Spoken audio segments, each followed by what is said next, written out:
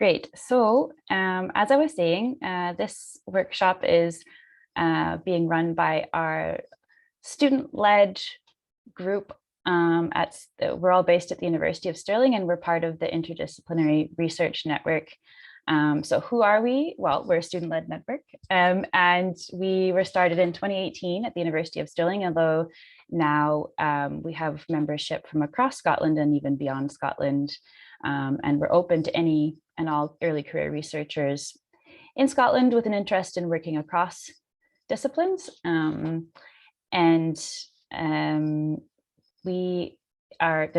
a group of us that kind of do a lot of the organizing. So there's Zoe, who's here with us today, also one of the co-founders. And we've got Wendy, who will be joining us tomorrow. There's myself and Dean Smith, Rachel, who's with us today, Nawal, who's also here with us today, and Lukia, who'll be joining us tomorrow. So there's quite a group of us. And we do organize the sessions that we have as a network. So a little bit about what we do. Our purpose is to connect different students from different disciplines, both across the university, but also from other universities. We do this through our team space, but we also host informal networking catch-ups and that kind of thing. Our second purpose is to host exchanges. So we often will have seminars highlighting different members' research. We have lunch seminars every month, and we have guest speakers come in from other universities and speak about their research.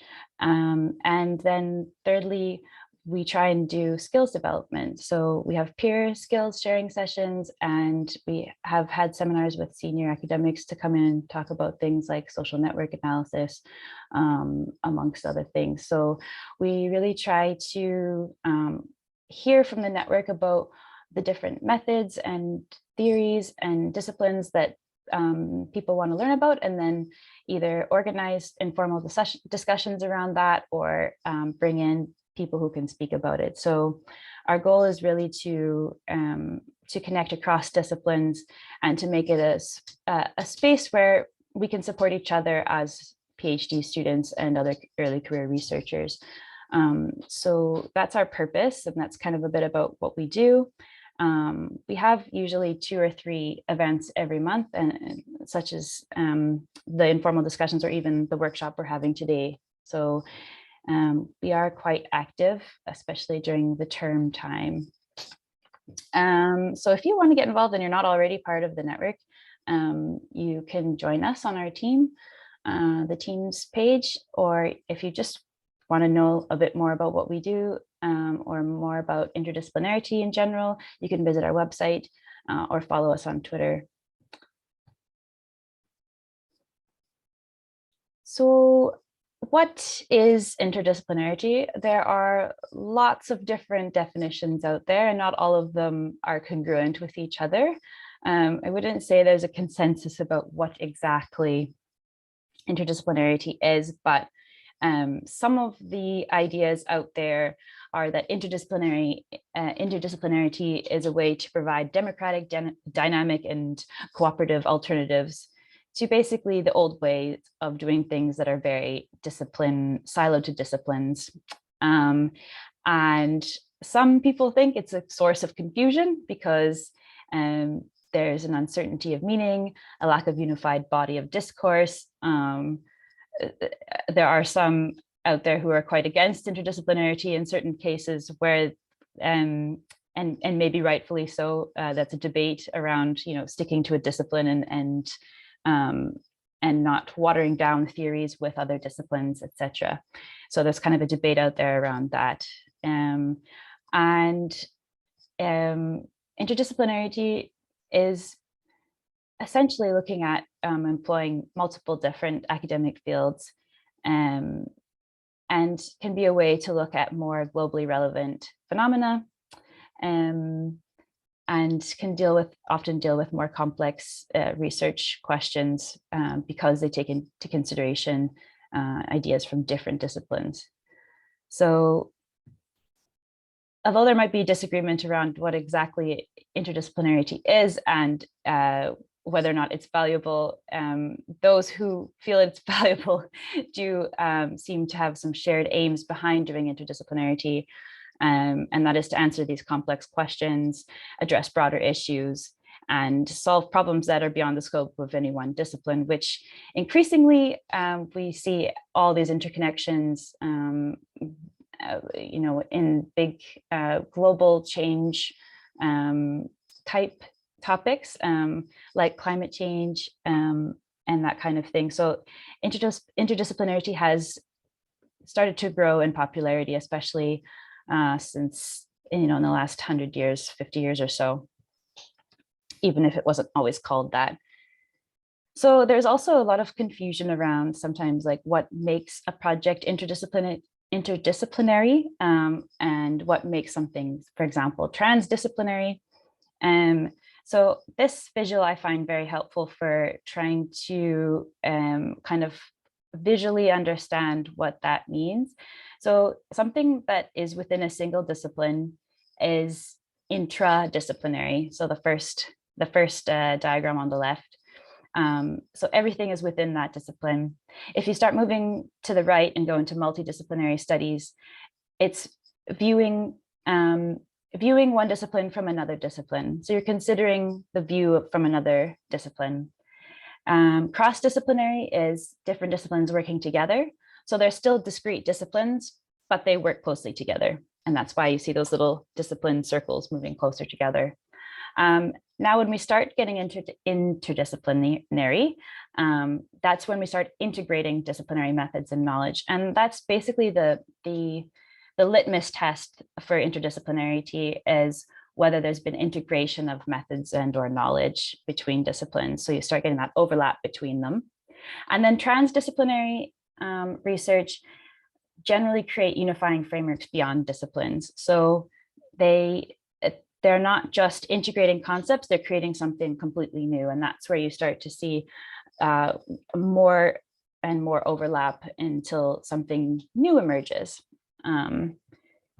Some other definitions of transdisciplinarity also include this idea of going beyond just academic disciplines and involving the professional sector. So looking at practice-based studies that integrate fields from academia. So hopefully that provides a bit more context on what is interdisciplinarity. How do we do interdisciplinarity? There's a lot of challenges associated with integrating ideas from different disciplines, not least which is this ambiguity of what it actually means in practice. And often interdisciplinarity is focused on teams and collaboration and not individuals. So if you're doing interdisciplinarity as a PhD student, it can be quite overwhelming sometimes when most really in-depth interdisciplinary projects involve big teams of people. And we're kind of expected to kind of do that all on our own and be in touch with all these different collaborators but still do the work on our own. So that can be a challenge. And often university structures don't exactly foster connections between different disciplines. So the disciplines can be quite siloed in different departments. And like for myself, for example, I'm based in the biological and environmental sciences department at the University of Stirling. But a lot of my research draws on social science methods. So I feel, a little bit caught between two departments, sorry. So this question of where do we even belong, and not even just to which discipline, but to which department can be a question, can be quite displacing. And then with that comes challenges with managing supervisors that come from different disciplines, as we will get into in the next section. And in this session, we're looking at compatibility of different theories and methodologies when you start drawing from different disciplines in one study. So the benefits of doing interdisciplinarity, I feel I've just spoken about a few of them, but basically it allows you to cross boundaries between disciplines and allows wider exchange of ideas. You can address complex problems, as I've said, advancing theoretical and empirical knowledge. You get something new when you make something new. Who would have thought? You can have greater reflection on the production of knowledge through research. And as I said, it allows for more space for creativity and innovation. So it's also more exciting to do interdisciplinary research sometimes. So yeah, that is a little bit on doing interdisciplinarity. And now I shall hand it over to Rachel to introduce the session we're doing first this morning.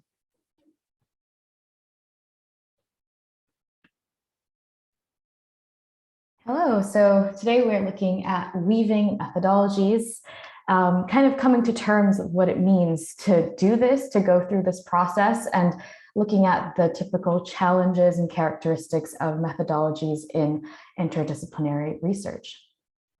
So,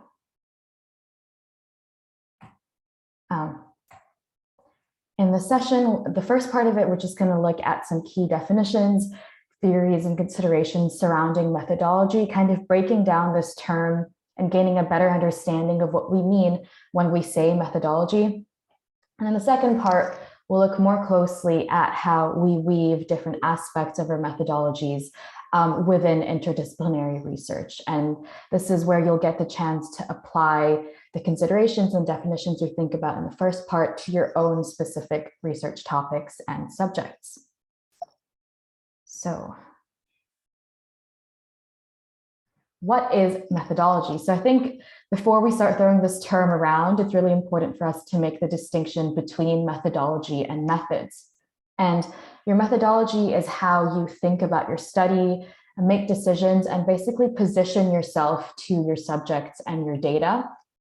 It's the lens or the stance taken to decide on which methods you're going to use to then conduct your research and collect your data. So the easiest way to make this distinction is to think of methodology as kind of the theory and ways of acting, thinking, speaking, and approaching your research, and methods as more of the procedures and techniques of research and practice. So theory and practice, and today we're looking more at the methodology side of things.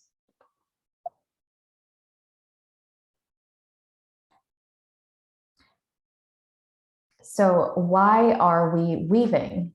I think the important thing to ask yourself is if it's even necessary. Weaving in general should be done not just for innovation's sake, but because you come across certain challenges or obstacles in your research that can't really be accomplished by one method alone. So you might find that existing methods that you're using within a discipline fall short. They may not have enough depth, or they might make too many assumptions that you wish to challenge by incorporating other methods. And the more complex your topics get, the more there is a need to start incorporating different methods and look at things from different angles. And how are we weaving? So again, this whole process needs to be intentional. Today, we're going to look at some of the characteristics that methodologies come with.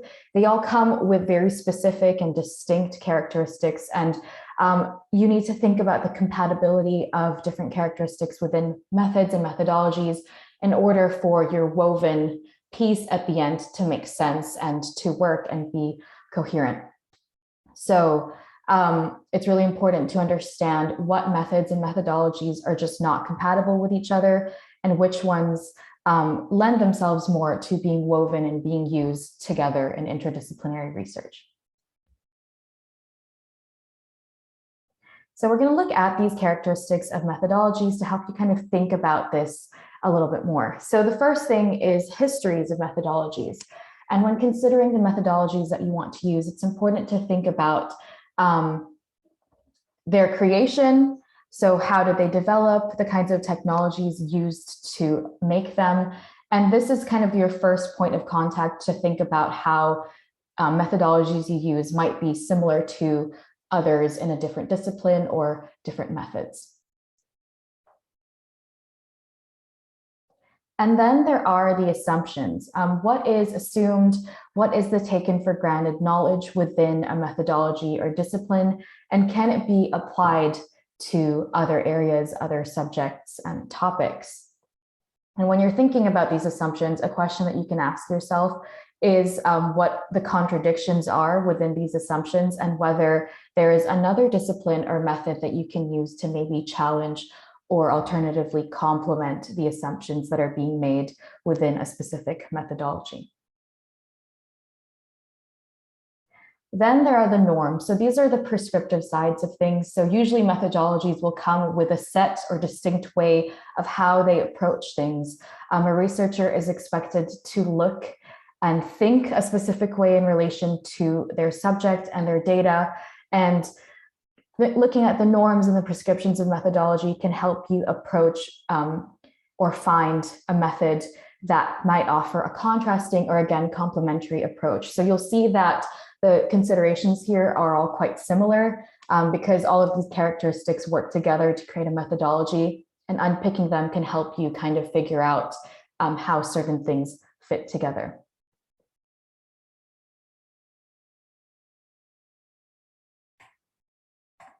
Then you have the techniques and processes.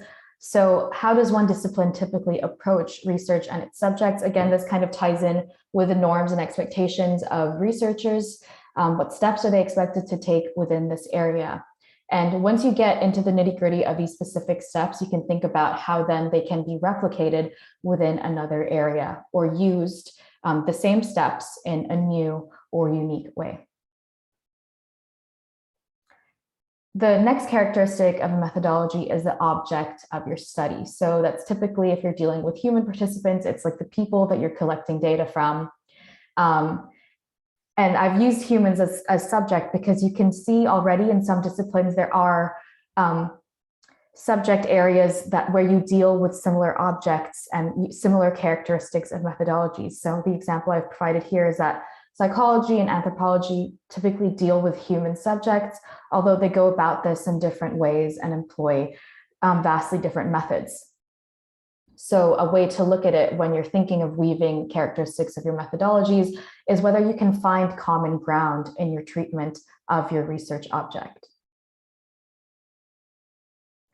And then data is one of the last bits to think of. So what kind of data is typically produced? Does it lean more quantitative or qualitative? And what are the analytical frameworks that are usually applied to this data? So when thinking about analytical frameworks specifically, it's really important to think about whether there's a methodology that could build upon existing data, and that could be the added layer that you add to existing methodologies in order to weave or expand them. Okay, so now we're going to look at how these different characteristics can aid you in thinking about compatibility of methodologies with theoretical frameworks. And I'll hand back to Sydney for this.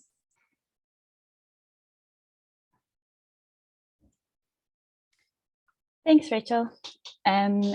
So as Rachel was just talking about, once you start kind of considering all these different methodologies and the histories that and assumptions that they come with, there's also this question of compatibility.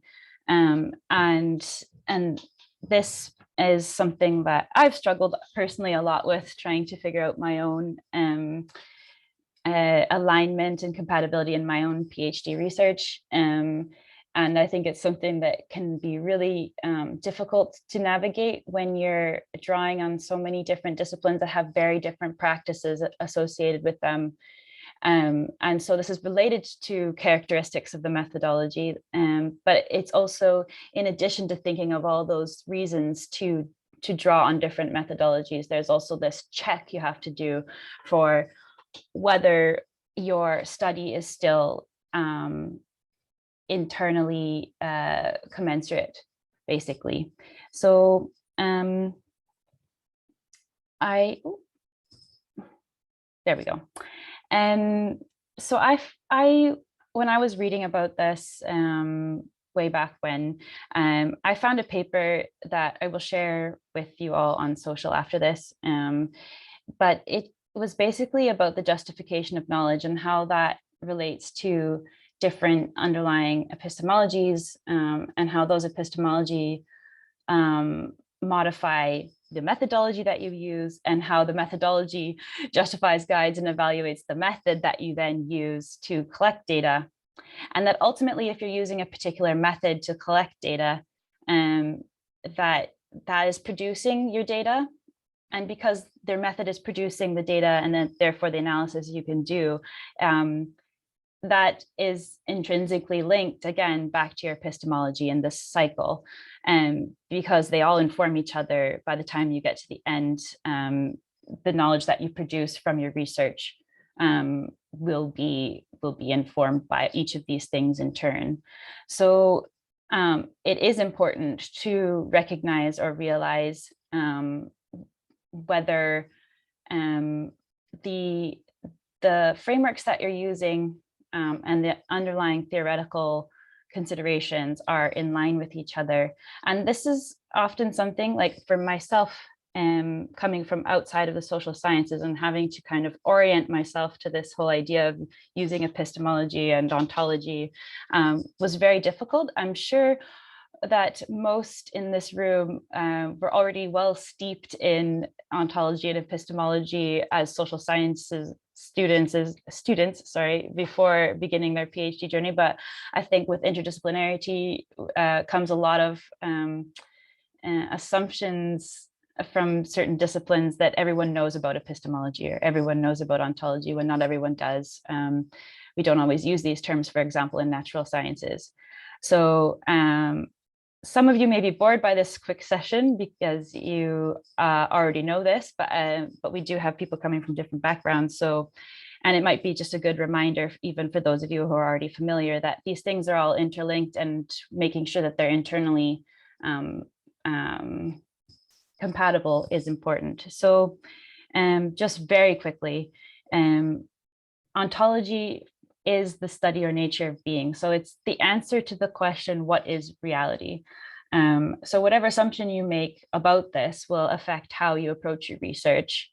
And there's a source that, if you need to look into this more, as I had to, and many of us in our group have had to, there's a source here, which we will also include later, Moon and Blackman, that it describes this kind of spectrum a little bit, from one end of the spectrum of there's one reality that exists, and that tends to be quite positivist in nature. So a lot of very hard natural sciences, for example, will be more to the left of this spectrum, and then onto the right, where there's relativism, where multiple realities exist, and you find that a lot more social sciences tend to be on that end of the spectrum or closer to it. So we won't focus much on ontological considerations in this workshop, but it's just important to know that it can also come into conflict with your epistemology or methodology if you haven't done a great job of describing that for your study. For some of you, it'll be quite straightforward. And then the second thing is epistemological consideration. So what is epistemology? It's the theory of knowledge and critical study of its validity, methods, and scope. So it deals with how we understand reality. So there's the ontological position of what is reality, and epistemology deals with how we understand that reality. So you can see how those would need to be in alignment as they both deal with what you're actually producing in terms of knowledge by the end of your research. So epistemology deals with what is or should be regarded as acceptable knowledge within a discipline. And there's more reading on that as well that we shall share with you later. And on the one hand, there's, sorry, on the one hand, we have more objectivist epistemologies that that basically says an objective reality exists and an object independent of the subject. Then we have constructionism in the middle, meaning meaning is created from the interplay between the subject and the object. And then subjectivism, where meaning exists within the subject, or the subject imposes meaning on an object. So this can mean a lot of different things, and I've gone in so many circles with these terms. But if you really dig into it, you will need to understand that if the aim of your study, for example, is to understand something, you might have to take a constructivist or interpretivist stance. But if your goal, for example, is to do emancipatory research, you might want to take a feminist stance, which is more within the realm of critical theory, which is also related to your ontology. But anyway, there's lots going on there. I think everyone will have to discover this for their own research. And again, if you're doing a more natural sciences based approach, it might be more straightforward to describe this for that part of your research. But if you're bringing in social science methods such as what I'm doing, then you also need to understand how maybe some of the more positivist sides of your research may come into conflict with the social side of it, or whatever the case may be for your research. So we'll get to this in the individual worksheets, but it is a useful exercise to go through this for your own study, to understand what are the theoretical perspectives that my study is based on. Do the methodologies I'm using, are they in line with that theoretical perspective? And then again, are the methods also in line? Or are there some tensions or conflicts there? And I think, like, for example, in this example, if you're using feminist epistemology, that's very much in line with a methodology such as critical ethnography. But then if you're suggesting to use a method that is more about truth tables and qualitative comparative analysis, that's actually maybe incommensurate with critical ethnography because it's more of a post-positivist method. So because it's suggesting a causal explanation, which you might not want to go towards if you're more in a critical theory side of the theoretical spectrum. And so it's not to say that you can't use truth tables, but are you able to address that tension or conflict in the way that you've constructed this methodology for your study? And you might not be able to, in which case you'd have to maybe choose a different method. And in all of this, at the end of the day, it's really important to make sure that you're still answering your research question in the best way possible. You don't want to lose sight of what you really need to answer your research questions, and that you don't kind of lose the golden thread while in pursuit of a novel methodology. Your research design still needs to have that thread through it. So it's a good idea to come back to your research question alignment as well. When you're doing all this weaving, it's kind of exciting and easy to lose track of the fact that at the end of the day, your data still needs to answer your research question. Or if you're super, super excited about your novel methodology that you've carefully woven and it's all makes sense, and that you might actually have to change your research questions, which I know is also quite controversial in some spaces, and to say, you should never change your research questions. But I think that's not really a reflection of how research goes. And I think when you start thinking about it more and more, you can update your research questions. They shouldn't be based solely on the fact that you made a really nice methodology, but you can, through constructing your methodology, realize that you actually want to ask a specific question that maybe you hadn't realized before. It might not be it shouldn't probably be vastly different from your initial research question, but you can update these as you go along. So it's also a good idea to come back and check, does my research question that I have, is the data I'm collecting and the analysis I'm planning to do from that, or able to do on that type of data, does that give me an answer to my question? So in this example, I mean, it's not a very good example of a research question, but just to make the point, if the research question is, why do certain school children decide to skip class? And your data collection is critical ethnography, and you're using participant observation in a kindergarten classroom. And then from that, I mean, you can do a thematic analysis from that data that you've collected. But the outcomes that you'll get from doing that might be themes related to the everyday activities of school children while in class. So you may not fully, it might be part of the picture, but you may need to add something here that is actually going to get into school children's perceptions and something about why they're actually not in class. So if you're in class observing, you might not get information about why they're not in class. You might get part of it, but it's just to highlight that it's always good to come back and just check that you're still actually getting the data you need to answer your question. Or maybe my question is no longer why they decide to skip class, but the other factors in the classroom that might be contributing towards that. So maybe my research question just needs to be more specific. Yeah, sometimes going through the process of this will make you realize how you should have worded your research question in the beginning so that you can update it. It's not that you're fundamentally pursuing a different question. Yes, so we'll be getting that. This type of question about your own research will be what we get into later with the worksheet.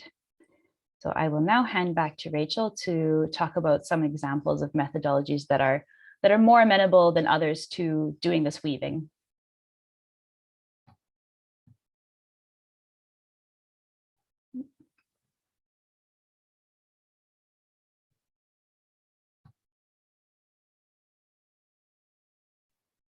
Sorry, there's some technical difficulties on my end now. Yeah, I'm still having one. So we're going to talk about methodologies amenable to weaving. And before we get into this, I did just want to caveat this, that this isn't going to be like a comprehensive coverage of absolutely every possible methodology that you can weave. But there's two ways to kind of look at the process of weaving. You can think about whether you want to do it from scratch and pick and choose methods and go through the whole thing of unpacking characteristics and trying to put these together. Or you could go maybe an easier route and choose a methodology that is already kind of pre-woven and packaged to deal with interdisciplinary concerns and considerations already. So the first example we have is, if I can change slides. The first example we have is the potential of qualitative methods. So this, when doing reading around this subject, this was one of the routes that you could go if you wanted to do the weaving from scratch. So say that you've already considered the different disciplines that you want to include in your approach. You found maybe some similar assumptions, but you want to use a different technique to address more complex questions. And Given actually gives a suggestion of using qualitative methods across different subject areas that you might not think at first glance would be compatible with qualitative methods. So the specific types of qualitative methods that are well suited to weaving are observation, ethnography, and semi-structured interviews. And that's because they really delve into the why of certain things. Even when you're dealing, really in whatever discipline you're dealing with, there's room for depth and room to answer the why of certain characteristics of your research. So one way to weave methods is simply to use qualitative methods in disciplines that do not typically employ them. And so there's actually a couple of successful examples here that I've included and that we'll share with you once we share the resources at the end of the session. But one of the first examples is using ethnography in geographical research. And so this actually coupled, this was a mixed methods approach, but it used ethnography to kind of involve itself in a more in-depth analysis of the geographic information that had already been dealt with in previous studies. And similar to that, ethnography has also been used in health research rather than just looking at statistics. Within health, the discipline of health, this study in particular wanted to use ethnography to find out more about the questions that couldn't be answered within vulnerable groups just by quantitative data. So these two were used as arguments for people wanting to maybe start the weaving process from scratch and I think people kind of write off qualitative methods for not being comprehensive, for not being rigorous, for not being credible, but they can add a layer of depth to research and can approach existing data in new ways. And another example is, of course, this idea of a pre-woven methodology or methodological approach. An example of this is critical discourse analysis. In and of itself, it's been described as transdisciplinary, and Norman Fairclough, who kind of developed this approach, advises research to use more than one discipline in the analytical process. So it's both a conceptual and analytical framework. So it really sets up using different disciplines from the get-go. And an example that I have personally of using this approach is within feminist research. So it's kind of compatible in that way because it already has that conceptual framework of drawing from different disciplines. Feminist research in itself is quite interdisciplinary, dealing with gender, media, all sorts of different aspects. And so within that, these two are already amenable to weaving. So I hope that is like something that you can follow. But when you take two concepts that are already transdisciplinary or interdisciplinary, it can then make it easier to approach your research using multiple disciplines. And critical discourse analysis can actually be applied to different mediums as well, not just disciplines. So it's applied to texts, audio, video, which means it lends itself to a variety of subjects and topics. So if you want to read a little bit more about this already pre-woven methodological approach, then I highly recommend reading Fairclough's critical discourse analysis. And then there's another consideration to make, which is to draw on multiple methods. And so this involves taking different perspectives on an issue under study and using several methods linked to several theoretical approaches. So again, this involves some unpacking of the characteristics. You'll have to think about which theoretical approaches are complementary with each other and which you might want to leave out. And drawing on multiple methods can be within a specific type of methodology. For example, if you were doing qualitative methodology, you could still draw on using focus groups, interviews, and observation together, or it could be combining different sorts of data against the background of one overarching theoretical perspective. So that would be more of a mixed method approach, combining both qualitative and quantitative aspects.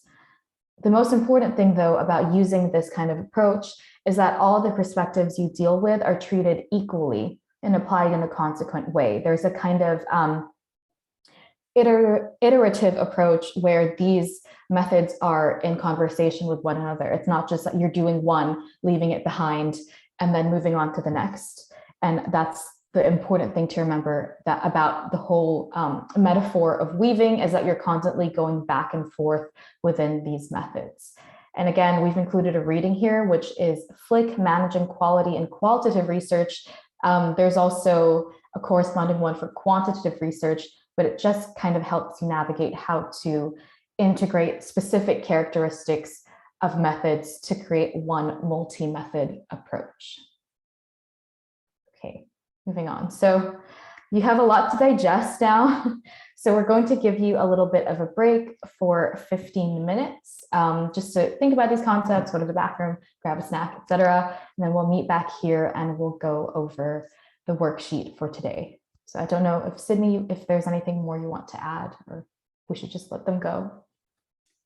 I will stop the pause the recording here, stop the recording here. But if anyone has any questions before we go on break, this would be a good time to do that.